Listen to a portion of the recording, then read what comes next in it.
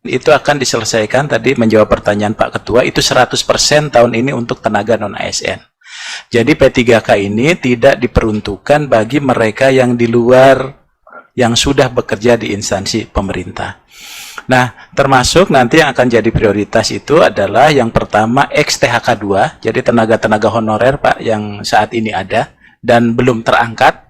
Yang kedua adalah mereka yang terdata di dalam database BKN, ya. Kemudian yang ketiga adalah mereka yang masih bekerja tapi tidak terdata di dalam database BKN.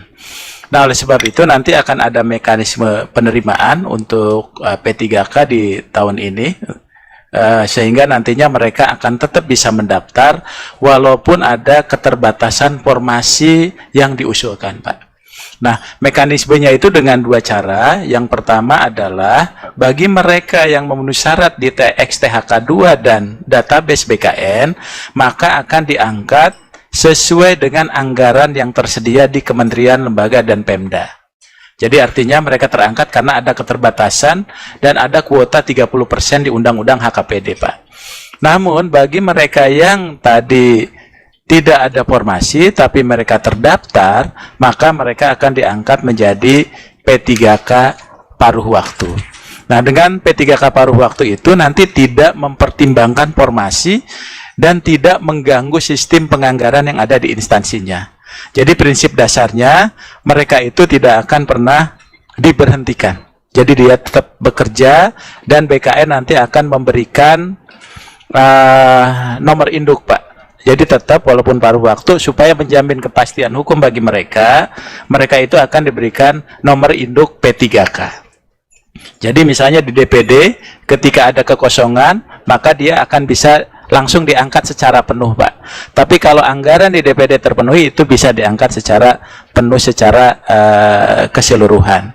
Nah, oleh sebab itu kami sudah mempersiapkan, ada di Permen 6 2024, kemudian juga ada di Kemmen yang sudah kita siapkan untuk kekhususan yang P3K. Jadi afirmasi secara penuh melalui seleksi itu dilakukan 100% untuk P3K. Namun untuk CPNS itu dilakukan sangat ketat dan kompetitif. Ya, jadi untuk CPNS itu tidak ada afirmasi bagi yang kumlot, putra-putri terbaik, termasuk Kalimantan dan sebagainya. 5% yang untuk Kalimantan itu kelebihannya adalah dia tidak berkompetisi dengan luar Kalimantan. Tapi tetap dia tidak diberikan afirmasi, tetap akan kompetitif di antara mereka. Jadi artinya kalau kita berikan afirmasi sama aja kita tidak menstandarkan, Pak, CPNS kita. Ya, tapi keunggulannya itu adalah tadi melalui proses seleksi yang ketat, tapi diberikan kuota secara khusus untuk putra-putri Kalimantan. Kemudian proses pendaftaran sekarang ini sudah berjalan, kemarin terakhir itu sampai tanggal 2, mungkin nanti dari Pak Kepala BKN secara rinci terakhir, kemudian kita sudah akan melakukan persiapan untuk seleksi. Nah, seleksi ini nanti akan dilakukan secara ketat. Untuk P3K kami sudah menyerahkan untuk penetapan formasinya. Tinggal nanti kita akan coba melakukan menyusun tahapan-tahapan pengumuman dan sebagainya untuk yang P3K. Barangkali itu, tapi ini kami laporkan juga ke Pak Pimpinan bahwa formasi yang kita siapkan rupanya memang tidak penuh, Pak. Jadi formasi yang kita siapkan itu dari usulan dan penetapan itu hanya 50% dari usulan dari instansi pemerintah. Ya, khususnya untuk yang P3K. Nah, oleh sebab itu kita buka dengan mekanisme lain supaya teman-teman yang statusnya non-ASN tadi dan formasinya tidak tersedia, tapi dia bisa mengikuti seleksi dengan mekanisme di luar formasi, namun tetap bisa mendaftar sebagai aparatur sipil negara. Barangkali ini Pak Menteri sebagai tambahan. Terima kasih. Baik, terima kasih Bapak sekalian. Saya minta slide 32 ya teman-teman. Pak Ketua, Bapak sekalian, sebenarnya tahun ini kalau kita lihat sebelum slide ini, kita telah menyampaikan usulan berbagai daerah dan keinginan publik kami sampaikan kepada Bapak Presiden, sehingga Bapak Presiden kemudian menyiapkan formasi terbesar tahun ini, fresh graduate 600.000. Kenapa? Karena selama ini banyak P3K, ada tuntutan supaya anak-anak hebat ini bisa diberi ruang untuk jadi PNS. Tapi sayangnya sampai ini kenapa ini tertunda agak ke belakang waktunya, Bapak Ibu sekalian? Karena kita beri kesempatan daerah untuk mengusulkan. Kita tunda sampai berapa kali ini? Sampai 2 kali kita tunda. Tapi sayangnya tidak seluruh daerah mengusulkan. Saya minta slide nomor 32. Nah, kalau kita lihat di slide 32, Bapak sekalian, fresh graduate kita siapin formasi 248.000. Ini untuk memenuhi talenta-talenta digital, karena sekarang pemerintahan lebih banyak digital sistem kerjanya, supaya kabupaten kota mengusulkan anak-anak muda di sistem kerja digital ini, talenta-talenta digital tadi.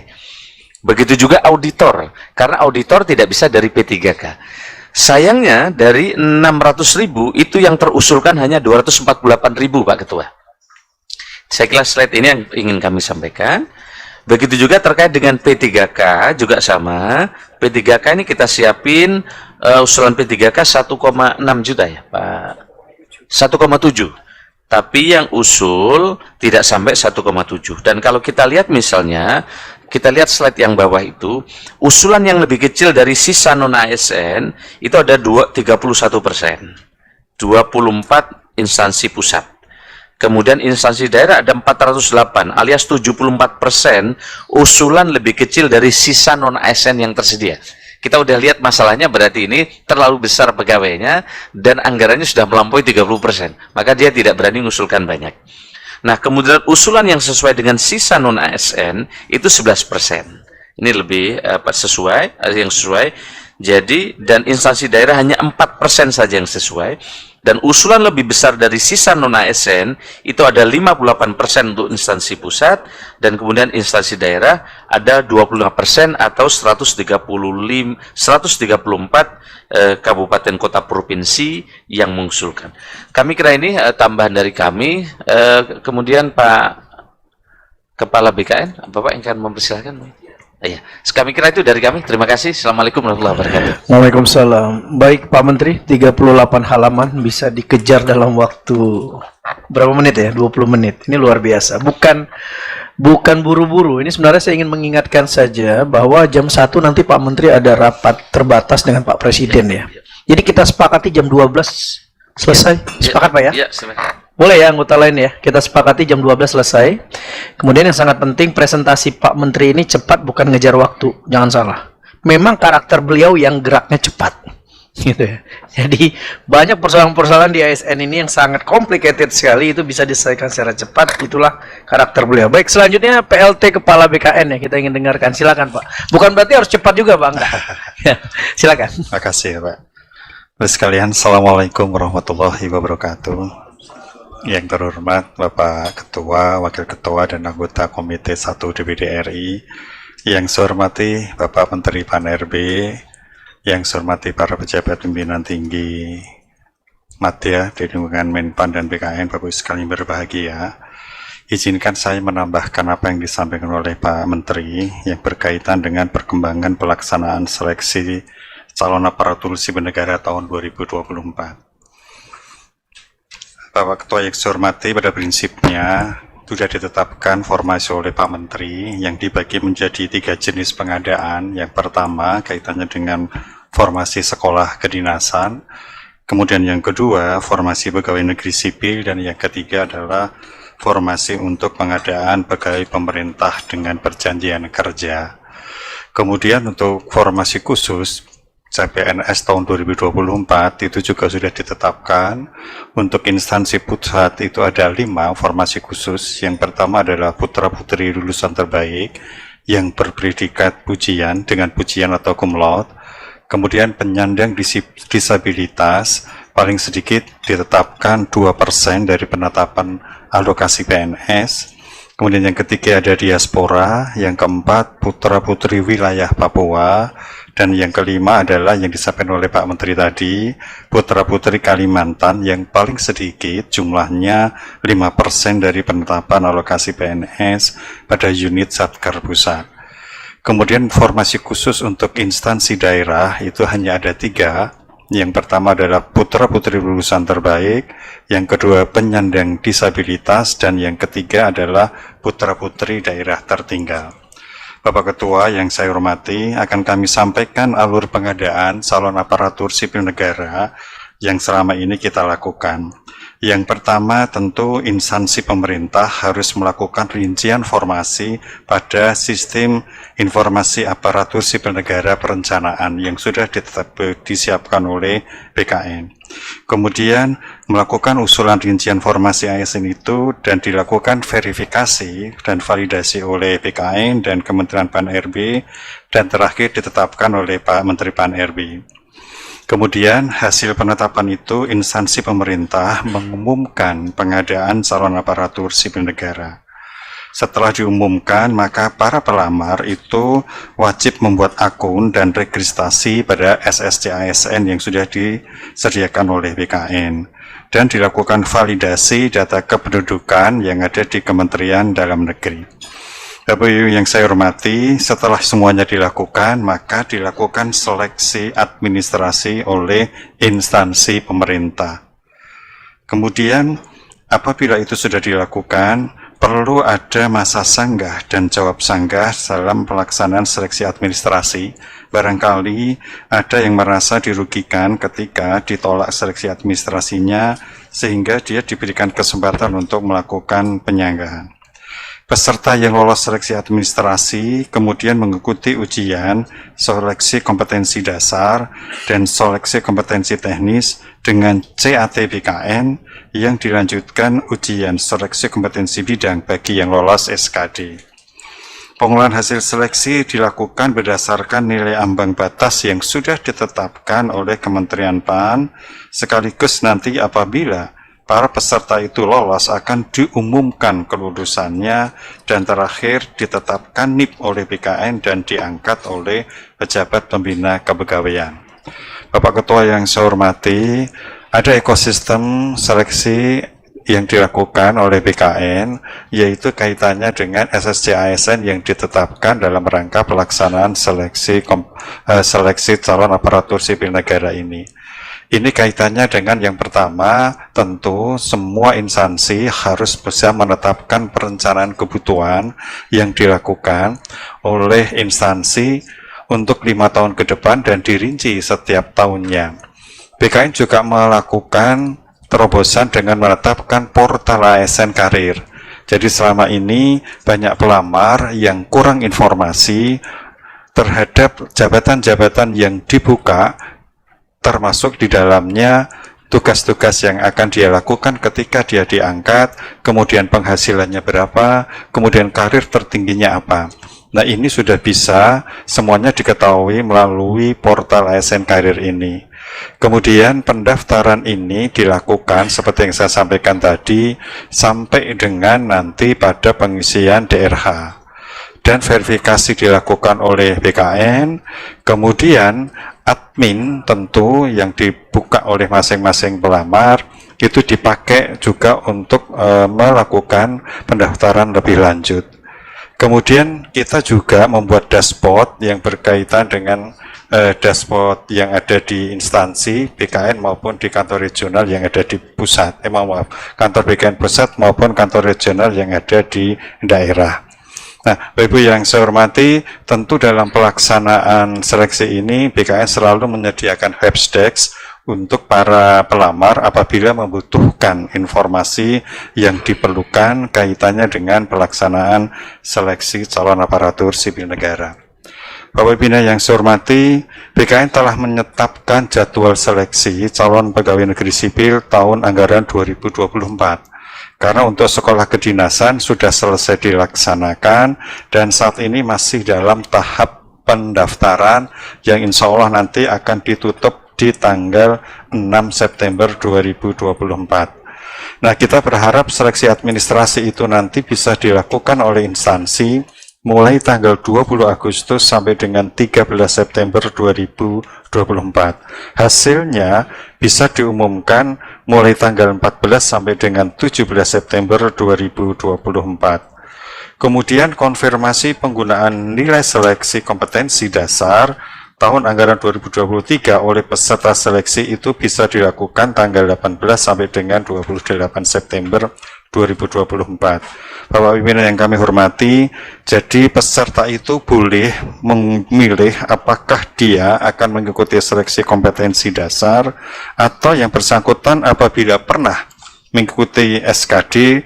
dia bisa menggunakan nilai yang dipakai pada saat yang bersangkutan sudah pernah melakukan seleksi SKD dengan menggunakan nilai, dan itu sudah diberikan sertifikat oleh BKN. Ini untuk mengurangi banyaknya peserta yang melakukan atau ingin melaksanakan seleksi kompetensi dasar. Jadi ini terobosan kita seperti TOEFL, ketika dia sudah pernah, kemudian sudah ada sertifikatnya, dia boleh menggunakan itu tanpa harus ikut seleksi kompetensi dasar. Nah, Bapak Ibu yang saya hormati, tentu untuk jadwal seleksi ini insya Allah moga-moga tidak akan mengalami perubahan karena kita berkomitmen agar seleksi CPNS ini nanti akan selesai di tahun 2024. Jadi ini yang selama ini sudah kita siapkan dengan baik atas saran Pak Menteri, sehingga pelaksanaan seleksi nanti rencananya insya Allah akan dilakukan tanggal 16 Oktober sampai 14 November tahun 2024. Ini moga-moga tidak mengalami perubahan jadwal. Kemudian selanjutnya, seleksi itu dilakukan di beberapa titik lokasi, yaitu ada yang mandiri BKN, menggunakan tempat di BKN, kita punya 14 kantor regional dan 21 UPT yang tersebar di seluruh provinsi di Indonesia. Sehingga berharap semuanya itu bisa dilaksanakan tepat waktu. Seleksi ini juga bisa dilakukan oleh instansi secara mandiri ketika instansi itu memang menginginkan seleksi itu dilakukan secara sendiri. Namun tetap difasilitasi oleh BKN karena semuanya soalnya kemudian sistemnya itu harus dari BKN. Kemudian ada juga nanti seleksi yang dilakukan di luar negeri, karena banyak pelamar yang di luar negeri tidak bisa balik ke Indonesia. Nah, BKN menyediakan lokasi yang ada di luar negeri. Tapi tergantung jumlah pelamarnya, kalau misalnya memang memungkinkan kita gabung di beberapa negara, kita gabung, kalau enggak mungkin bisa dilakukan di setiap titik lokasi di luar negeri. Bapak pimpinan yang saya hormati, di dalam seleksi ini tentu kita akan menetapkan nilai ambang batasnya. Namun demikian perlu kita ketahui bahwasanya untuk seleksi ini, khususnya untuk kompetensi dasar itu ada tes wawasan kebangsaan, kemudian tes intelijensia umum, dan tes karakteristik pribadi. Soalnya tentu jumlahnya maksimal 550 dengan waktu 100 menit.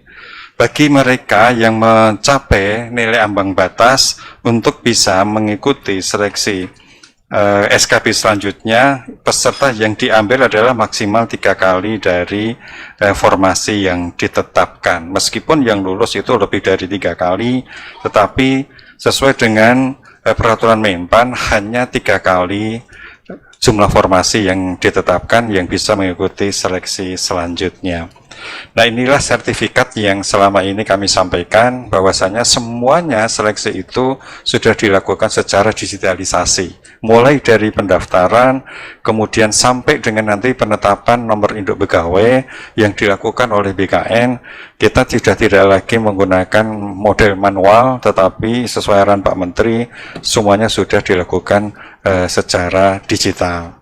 Nah, Bapak Ibu yang saya hormati, prediksi berdasarkan jabatan tenaga non-ASN kondisi 26 Agustus 2024 kemarin yang belum diangkat tadi disampaikan oleh Pak Menteri kurang lebih 1.783.665.